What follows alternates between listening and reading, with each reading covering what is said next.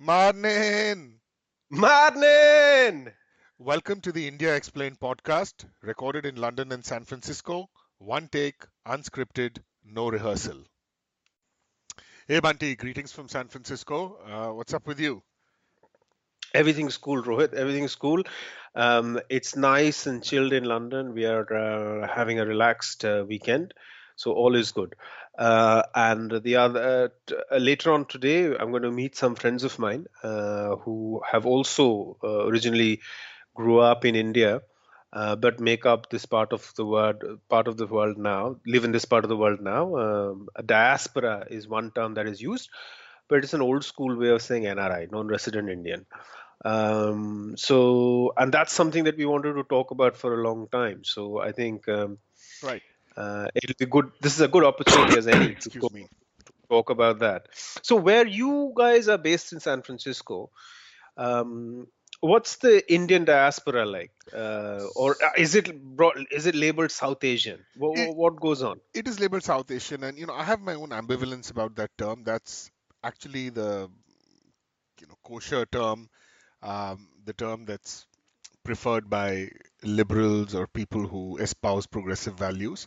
And the term, Indian or Indian subcontinent has now sort of retroactively or by implication been associated with people who are supposed to be on the conservative end of the political spectrum. That said, I have my own reservations about the term because I think South Asia is an area studies term. It comes out of a particular American academic context, and it's to use that academic language, become hegemonic in itself. But that pardon the digression. San Francisco doesn't have a huge Indian population. In the Bay Area, generally, there are some towns which are super Indian heavy, like Fremont and Sunnyvale, San Jose, Santa Clara to a lesser extent. So there's a road that runs, all the way through these Silicon Valley towns, and you'll find on maybe a 3 or 4 kilometer stretch, something like maybe 10 different Indian stores, 5 Indian shops selling saris, 7 or 10 different kinds of restaurants, sub-specialized restaurants, chaat, food from different parts of India, and so on. Yeah, and these are also the parts of the Bay Area which are, I'd say, which display those some of those Indian pathologies that we grew up with. Obsessive competitiveness, parents sending their kids to 5 kinds of tuitions, everyone dreaming about or wanting their child to be the next Steve Jobs and Mark Zuckerberg, or be some kind of robotics expert, spelling bee champions, aspiring spelling bee champions, and so on and so forth. And of course, in terms of politics, lots of expertise, lots of gyan. I think in London it's slightly different. We have a very large section of the population. No, look, when I say large section of the population, I'm not going to lean on any kind of official statistics, but there are certain bits of London which have quite a lot of people from India, Pakistan, Bangladesh. That's the kind of rough combination.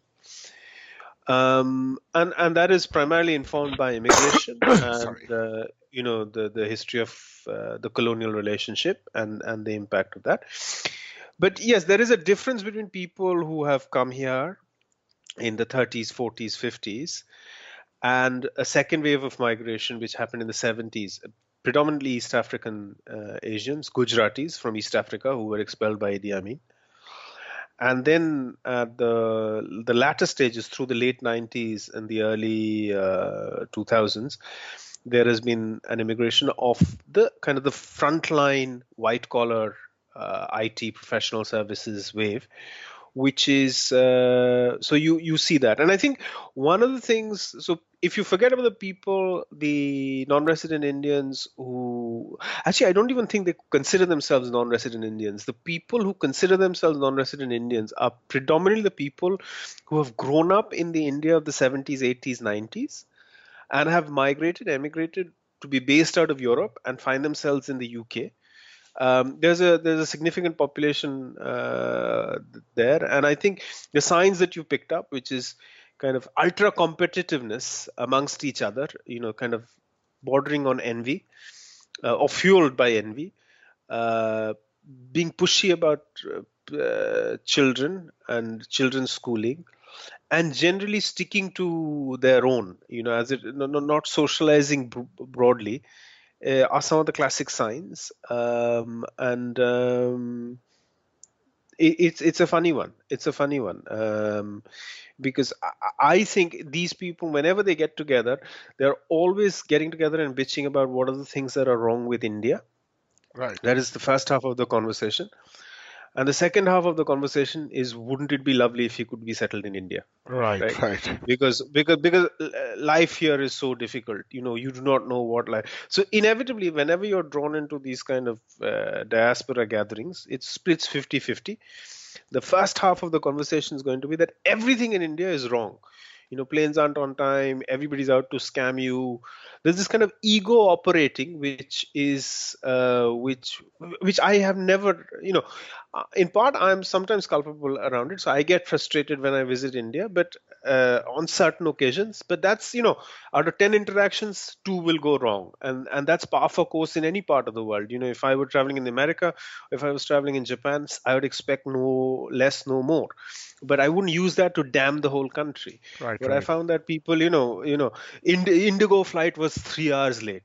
How does that matter, man? And therefore, if your Indigo connection was 3 hours late, how is that a testament of India as a failing state? right, right, Those kind of, so you get a bit of that. And then once the drinks have kicked in, it's all about, there is nobody to make me, paneer pakoda when I this come is home. this Yeah. is, you're spot So on so about this, spot on, yeah. this kind of lowness and happens. But what I have never understood is this deep unease that people from India have with each other in another part of the world. And here's what I'm trying to say, Rohit. If you see an English person, or a person who's grown up in England, go to another part of the world, and they spot another person across Yeah, an airport foyer or anything, the first instinct is, where are you from? I'm from Liverpool. I'm from Scunthorpe. Whatever it is, there's a kind of a gentle politeness. It's a very odd thing when you see two Indians in a foreign land, because the first instinct is to scope out each other and see. It's an adversarial instinct, as right, opposed right. to It's like, we belong together, let's stick together and do something interesting, or let's at least be courteous. The first instinct is adversarial, right? Tu kahan se, right, it, right. it is it is not, and the tu kahan se is not a friendly call. It's like, how. It's Yeah, I don't know what it is, but maybe you can throw some light on this. No, no, I agree with you. I agree with you completely. I mean, the first, I'm going to start with the last point you make. I think it's a general Indian phenomenon, but I think it gets exacerbated in a in a different setting because typically what happens in India is that you meet people who belong to the same bubble as you do, right? So if I, went to a certain college or I live in a certain part of the world or I work in a certain industry, I know that the people I meet are likely, for the most part, to belong to the same kind of profile, broadly speaking, right? So this information is already given to me. And in India, the signs and the codes are very easy to read, right? And there are these very elaborate social codes about how you interact with, superiors, people who are lower than you in different kinds of social hierarchies, caste, class, occupation, accent, whatever. Now, when you're in a setting outside that, none of those markers seem to apply. So the first thing that happens is that people want to scope each other out so that they know where they stand in relation to each other, which will then dictate a series of behaviors. And then a lot of other stuff comes into play.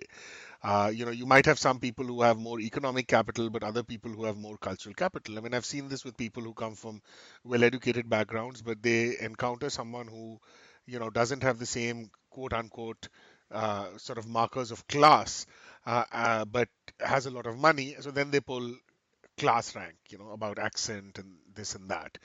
Uh, Also, there's a Indian habit I find annoying, which is that the moment you meet someone, which college did you go to? Where did you live? And if you say I went to this college or I, worked here, or I went to this school, do you know this one? Do you know that one? And what started happening now is that because the Indian educated middle class slash elite, whatever you want to call it, is a fairly small world, and they're separated by 3 or 4 degrees of separation. Even if I know people, I just say no, I actually don't know this person because I really find it very tedious. And now coming to your other points, uh, I, I think there's a lot of history, and there is a lot of bad history, so to speak, at work in many of these encounters. As far as the point about, holding forth, I would say that I don't exempt myself or any other NRI from it. I'm sure that, these things apply to me as much as they do to other people. Uh, with regard to the Indians who emigrated from forcibly, who were forced to emigrate from Gujarat, I found that I've had a couple of unpleasant encounters with them. That I remember meeting this person he was drunk, and I think was someone who had been forced into exile, very hostile towards any Indian who had come from India. Uh, and I don't know what his identity was. What was it he was so upset about? Whether he had not been welcomed by other Indians, whether his family had migrated, under different circumstances. Um, so there was, some like very weird stuff going on there.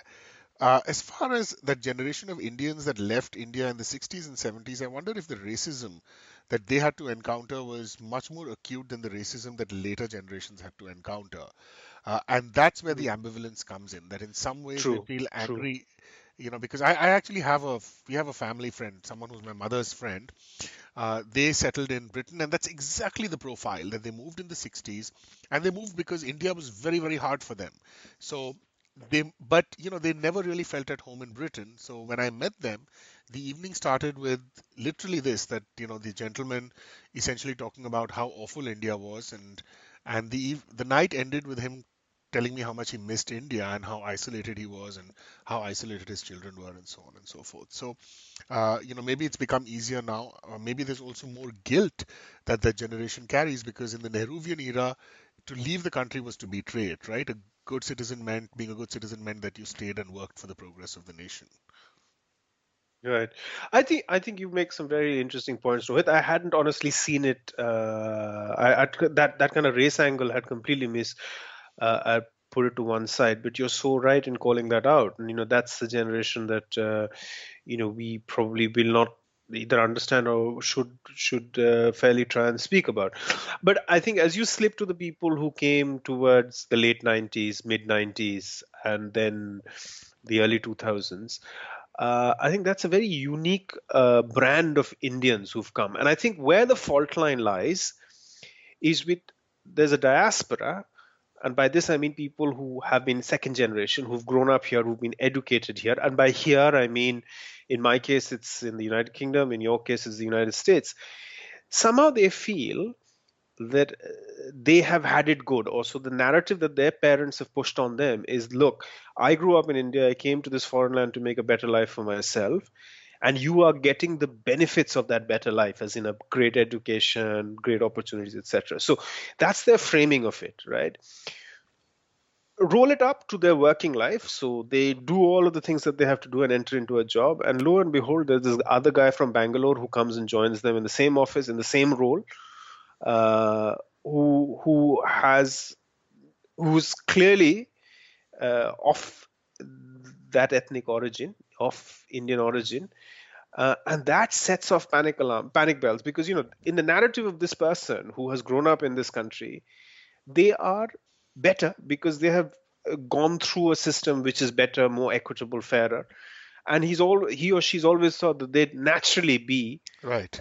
somewhere ahead in the order of things. So when they meet somebody from base or mothership who can speak as well, think as well, act as well, that's where an odd kind of disconnect happens. Exactly. I think as we grow up together as different people from different walks of lives, but all of us Indians, I think this kind of issue of social confidence will kind of fall away, Right. and I'm hope that people will be able to generally drop their kind of NRI ego, as I call it, and just be more chilled out. And obviously, every time I run into a person who gives me long ones about how rubbish the drains were or how slow the cabs were, I I, I have no time for them anymore, because I think that they are doing themselves a disservice, and the country that has moved on a massive disservice as well. Right. Bunty, let's wrap this up here. What we'll do is we'll pick up part two in a little bit. Okay. All right. Take care, man. Okay, Bye. chalo, take care, bye bye.